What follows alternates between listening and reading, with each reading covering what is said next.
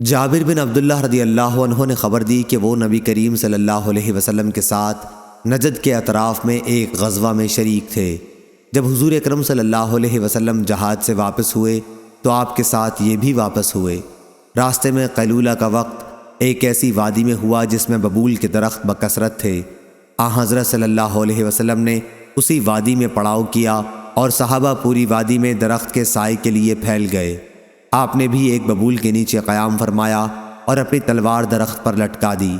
ہم سب سو گئے تھے کہ حضرت صلی اللہ علیہ وسلم کے پکارنے کی آواز سنائی دی۔ دیکھا گیا تو ایک بدوی آپ کے پاس تھا۔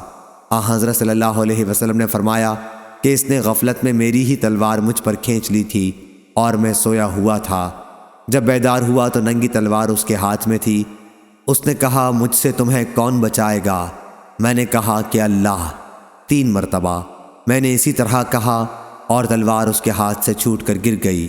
حضور اکرم صلی اللہ علیہ وسلم نے اعرابی کو کوئی سزا نہیں دی، بلکہ آپ بیٹھ گئے، پھر وہ خود متاثر ہو کر اسلام لائے۔ صحیح بخاری حدیث نمبر 2910۔